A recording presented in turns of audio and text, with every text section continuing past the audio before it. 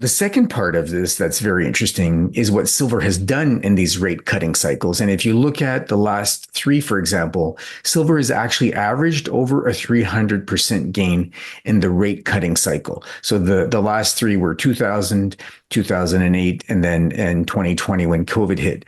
So it could be very exciting going forward for silver. As we know, rate cutting is about to start.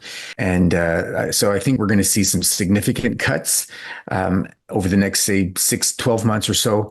And I think that is just going to be rocket fuel for silver. Renowned metals and resource stock analyst Peter Krauth is predicting a sharp spike in gold and silver prices beginning in September, when the U.S. Federal Reserve is expected to start cutting rates.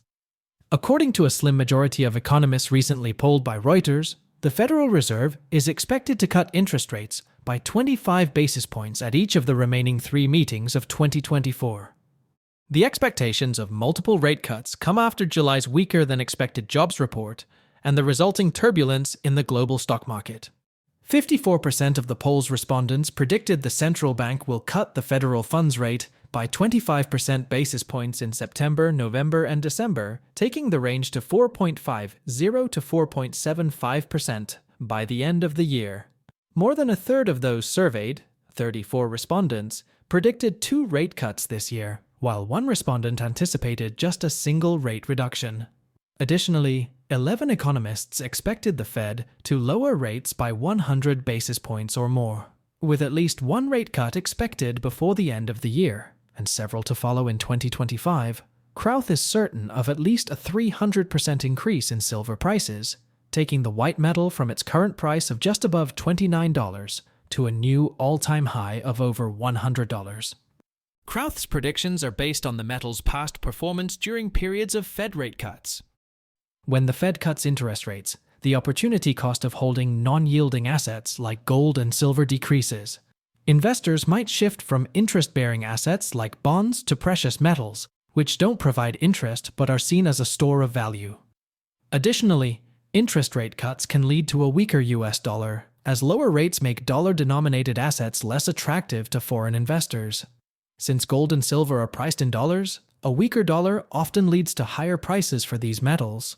Krauth discusses his predictions for silver in a recent interview with Liberty and Finance, from which we will now present clips.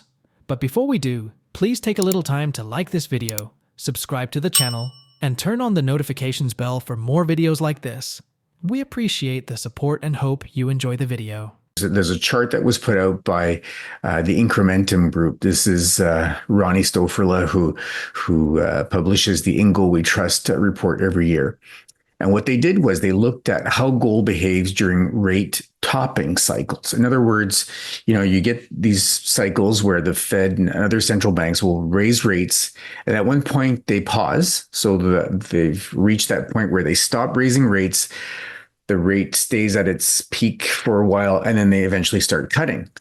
So what happens with gold is that gold tends to take off when you reach a point where the central bank has paused. So at the end of their rate hiking cycle. And we've been there for a while. Gold has taken off. So that's certainly, repeated once again. When I saw that chart, I thought, well, I need to go back and look and create the same chart for silver because no one's done that yet. And it was very, very interesting because what it revealed to me was that 2 things. One is that silver will do the same thing. Silver will rise as well in these cycles, but later than gold. Silver actually starts rising about halfway through the rate cutting cycle. So we're just about to get into this rate cutting cycle, arguably. I think it's quite likely the Fed will cut in September. So as I say, traditionally, historically, what happens is silver starts to rise about halfway through, or rise at least significant, starting halfway through the rate cutting cycle. So, that doesn't mean silver can't rise now or soon. It's just that it'll really start to take off. And that could be, who knows, early next year, maybe late this year, depending how many cuts come and what the final total cuts end up being. But so the second part of this that's very interesting is what silver has done in these rate cutting cycles. And if you look at the last three, for example, silver has actually averaged over a 300% gain in the rate cutting cycle. So the last three were 2000, 2008, and then in 2020 when COVID hit. So it could be very exciting going forward for silver. As we know, rate cutting is about to start and it's likely to continue. I believe it's, these usually are perfectly timed with a recession. That's why, because of the lag, that's why they start cutting. They've seen enough effect from the rate hiking. So these coincide with recessions. And so I think we're going to see some significant cuts over the next, say, 12 months or so. And I think that is just going to be rocket fuel for silver. I guess every instance is a little bit different. What's interesting is that in the 2008 instance, you had a crisis, right? So you had everything sell off. You had gold sell off initially as well as silver. And in that case, the price of silver actually dropped concurrently with the rate cutting cycle. And then, as I say, as we got through to about the middle of that recession and the middle of the rate cutting cycle, then silver did take off. I measure from the bottom. So from about the time, as I say, about the middle of the rate cutting cycle, and from obviously from the time the silver price has bottomed. So, and then when we look at 2020, when COVID hit, that was maybe, I'm going to say, a little bit less dramatic, but you did see silver go from about $16 pre-COVID to 12. And that took a matter of maybe a few days or a week or so. It was pretty quick sell off. And of course, we had rate cuts. They didn't last as long. That recession was very short because printing was dramatic, combined with rate cutting. And silver took off very quickly, went from $12 to $30 in a matter of about. In addition to the expected rate cuts from the Federal Reserve and other major central banks, Krauth is also pretty optimistic about the extraordinary demand for silver coming from countries like India and China. According to reports, the measure of silver imports into China in the past 4 months is nearly off the charts, at record highs not seen in over 15 years. This unprecedented surge in China's demand for silver is primarily attributed to the country's massive solar industry, as is India's. However, in direct contrast to the growing demand for silver, the metal's supply has remained relatively flat over the past decade. Supply has hovered around 1 billion ounces annually, with recycling contributing roughly 15% and mining about 85%. Meanwhile, demand has grown to about 1.2 billion ounces, creating a structural deficit of around 20%. Krauth believes the reason for this anomaly is mostly inventories from exchanges and previously unreported piles being sold on the down low, and they are all about to be completely depleted. When this happens, Krauth is certain silver will finally be able to assume its true value. Let's get back to the video. When I talked about the silver supply, I said that silver supply was really from, if you look at total supply, coming from mining and from recycling. But it's important to consider that there are what I call a secondary silver supply, and this is what is above ground inventories. Now, these above ground inventories, up until about 2021, had been mostly accumulating. There were surpluses to the tune of anywhere from a few million ounces to maybe 40 or 50 million ounces for a few years. Well, those accumulated, and they ended up in different places like the futures markets. They ended up in ETFs, for example. And it's hard to estimate. Nobody knows exactly how much silver supply sits. You can look at these markets and get numbers from those markets, but there's obviously silver that people will own privately. Corporations or funds will own physical silver privately as well. But the point being that up until about 2021, there were these smallish surpluses that kept accumulating in this secondary supply of silver, futures and ETFs and private hoards. But where you can get this clear data is from the futures markets or from the ETFs. And only starting in about 2021, you saw silver inventories start to drop pretty dramatically.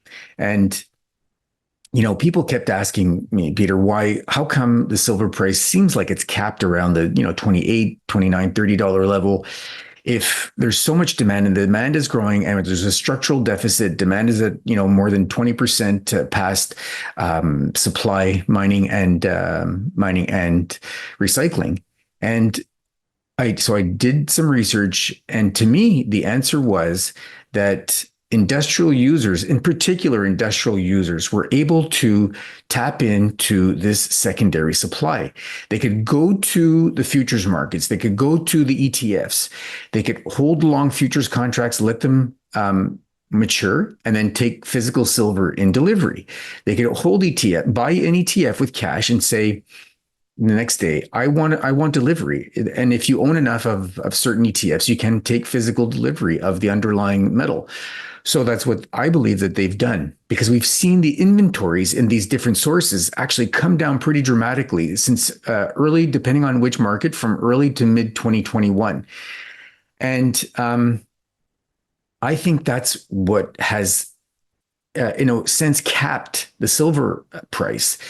You've had this big consumption of silver that was able to go to stockpiles of silver, really, without forcing miners to produce more to meet this excess demand.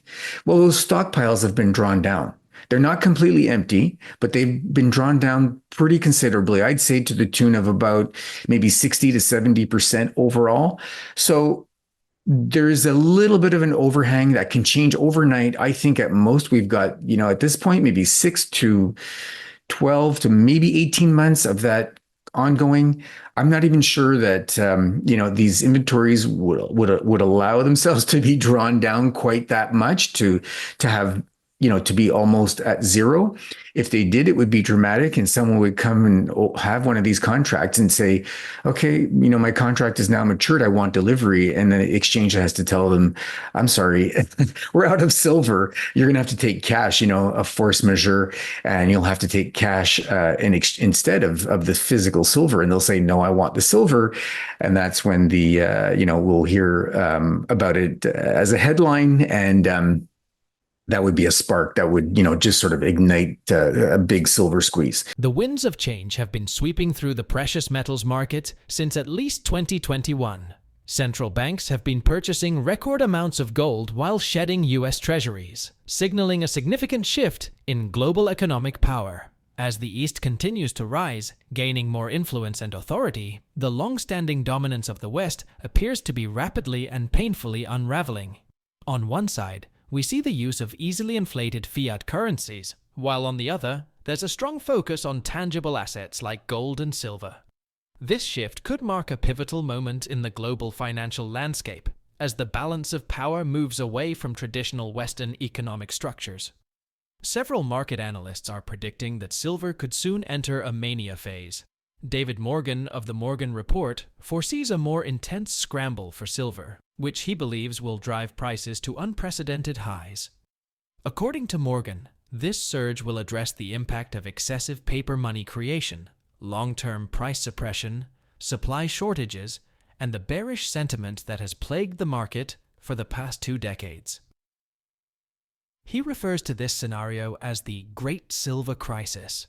Meanwhile, Krauth echoes this sentiment, predicting a mania phase that he believes could kick off in the next 12 to 18 months, especially once silver inventories are depleted. We'd love to hear your thoughts on these predictions, so feel free to share your comments and observations in the section below. If you enjoyed this video, please give it a thumbs up, subscribe to our channel, and explore our other videos on gold, silver, and other precious metals. Thanks for watching.